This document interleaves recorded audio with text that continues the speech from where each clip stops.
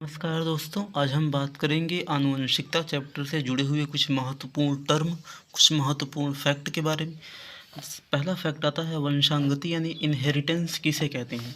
कोई पूछेगा आपसे वंशांगति किसे कहते हैं तो आप लोग बताएंगे लक्षणों का एक पीढ़ी से दूसरी पीढ़ी में स्थानांतरण होना ही वंशांगति या फिर इनहेरिटेंस कहलाता है। जैसे माता पिता से जो भी लक्षण आते हैं बच्चों में, तो इन्हीं लक्षणों के आने की प्रक्रिया को हम तो कहते हैं वंशांगति। उसके बाद दूसरा आता है विविधताएं। विविधता का मतलब होता है वेरिएशन। वेरिएशन का मतलब भिन्नता, यानी कि जैसे दो संतानें आपस में अलग होती हैं, या फिर जो माता पिता होते हैं बच्चे से बिल्कुल सेम नहीं होते हैं, या फिर जो बच्चे होते हैं हम लोग ऐसे कह सकते हैं कि जो संतान होती है वो माता पिता से बिल्कुल समान नहीं होती, उसमें कुछ न कुछ विभिन्नताएं आती हैं। एकदम हूबहू कॉपी नहीं होती हैं संतानें, कुछ न कुछ कह सकते हैं कि अलग से कोई लक्षण आ जाता है। ठीक है, तो हम लोग आनुवंशिकता चैप्टर में दो चीज़ों का अध्ययन करते हैं, वंशांगति का और विविधता का। ठीक है दोस्तों, तो अगर आपसे कोई पूछेगा कि आनुवंशिकता की परिभाषा क्या है तो आप लोग बताएंगे कि यह जीव विज्ञान की वह शाखा है जिसके अंतर्गत हम लोग दो चीज़ वंशांगति तथा विविधता का अध्ययन करते हैं, यानी कि इनहेरिटेंस और वेरिएशन का के बारे में जानते हैं। फिर से बता रहे, एक बार ध्यान से सुनिएगा इसकी परिभाषा। आनुवंशिकता जीव विज्ञान की एक ऐसी शाखा है जिसमें हम लोग वंशांगति और विविधता के बारे में अध्ययन करते हैं। ठीक है, वंशांगति का मतलब लक्षणों का एक पीढ़ी से दूसरी पीढ़ी में आना, और विविधता का मतलब होता है जो भी विभिन्नताएं आती हैं। इसके बाद पूछा जाता है आनुवंशिकी के जनक कौन है। आप सभी लोग जानते होंगे ग्रेगोर जॉन मेंडल, है ना, इनके बारे में विस्तार से पढ़ेंगे हम लोग। अब पूछा जाता है कि आनुवंशिकी शब्द किसने दिया था, जेनेटिक्स शब्द किसने दिया था। तो वैज्ञानिक का नाम याद रखिएगा, बेटसन। बेटसन ने जेनेटिक्स शब्द दिया था। आनुवंशिकता जो शब्द था वो बेटसन नामक वैज्ञानिक ने दिया था। इसके बाद एक आते हैं TH. Morgan, Thomas Hunt Morgan. इन्होंने ड्रोसोफिला पर अपना प्रयोग किया था। इनको हम लोग बोलते हैं प्रायोगिक आनुवंशिकी के जनक, एक्सपेरिमेंटल जेनेटिक्स के जनक ये थे टी.एच. मॉर्गन। इन्होंने किस पे प्रयोग किया था, एक फल मक्खी थी जिसका नाम था ड्रोसोफिला। फिर से टी.एच. मॉर्गन ने क्या किया था, प्रायोगिक आनुवंशिकी। इन्होंने टी.एच. मॉर्गन को हम लोग प्रायोगिक आनुवंशिकी का जनक कहते हैं। इसके बाद आता है गैरोड, एक वैज्ञानिक थे जिनका नाम था गैरोड। इनको हम लोग बोलते हैं मानव, यानी कि ये ह्यूमन के बारे में, जेनेटिक्स के बारे में ज़्यादा थोड़े से एक्सपर्ट थे, इसलिए इनका नाम दे दिया गया कि ये मानव आनुवंशिकी के जनक हैं। ठीक है, इसके बाद दोस्तों देखिए यहाँ पे आता है एक शब्द कारक, जिसको मेंडल ने दिया था। मेंडल ने बताया था कि कुछ कारक होता है जो एक पीढ़ी से दूसरी पीढ़ी में जाता है, लेकिन इस कारक के बारे में ठीक से बताया नहीं। तो कुछ केमिकल बताया था, कि बस इतना कहा था कि कुछ रसायन होते हैं जो जिनका स्थानांतरण होता है एक पीढ़ी से दूसरी पीढ़ी में। तो इन्हीं कारकों को बाद में नाम दे दिया गया जीन। जो जीन शब्द था वो किसने दिया था, जोहानसन ने। जोहानसन नामक वैज्ञानिक ने सन 1909 में जीन शब्द को दिया था।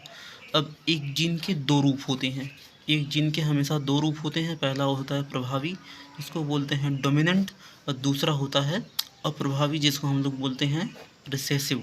ठीक है, एक जीन के दो रूप, पहला प्रभावी डोमिनेंट, दूसरा अप्रभावी रिसेसिव। जैसे मान लेते हैं अगर लंबापन का जीन है तो जो प्रभावी जीन है वो कहलाएगा कैपिटल टी, और जो अप्रभावी जीन है वो कहलाएगा स्मॉल टी। ठीक है, याद रखिएगा। उसके बाद जीन को दर्शाने के लिए जो चिन्हों का हम लोग प्रयोग करते हैं, जैसे कि टी हो गया, आर हो गया, वाई हो गया, तो इसको दिया था मॉर्गन जी ने, जो टी.एच. मॉर्गन थे।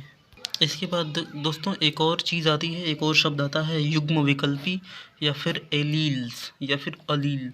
ठीक है, तो इसका मतलब होता है कि एक जीन के दो रूप, प्रभावी और अप्रभावी, ये दोनों रूप मिलकर एक लक्षण उत्पन्न करते हैं। एक जीन के दो रूप, प्रभावी और अप्रभावी, ये दोनों कह सकते हैं जीन मिलकर एक लक्षण उत्पन्न करते हैं।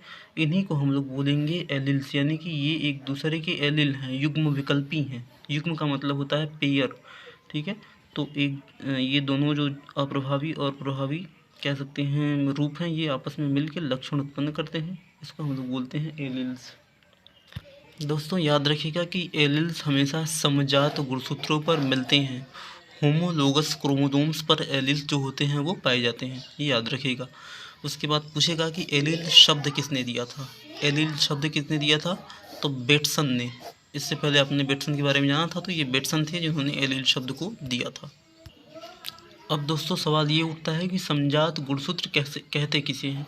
तो मान लेते हैं कि ये एक नर कोशिका में 46 क्रोमोसोम्स होता है।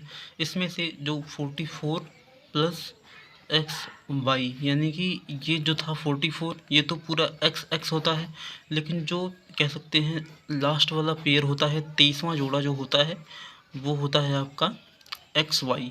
तो इसको हम लोग बोलेंगे, कह सकते हैं कि ये है विषम जात गुणसूत्र, ये आपस में मिलते नहीं हैं, और ये है होमोलोगस क्रोमोसोम्स। ठीक है, याद रखिएगा ये। इसके बाद दोस्तों एक और शब्द आता है लक्षण प्रारूप। लक्षण प्रारूप जिसको हम लोग बोलते हैं फिनोटाइप।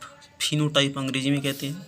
तो लक्षण प्रारूप का मतलब होता है कि जब हम किसी जीव के बाहरी लक्षणों को देखते हैं, जब हम किसी जीव के बाहरी लक्षणों को देखते हैं तो उसको हम लोग कहते हैं लक्षण प्रारूप या फिर फिनोटाइप। जैसे कोई पौधा लंबा है, बौना है, तो हम उसको देख के बता सकते हैं कि इसका लक्षण प्रारूप जो है वो लंबापन है, बौनापन है, जो भी है।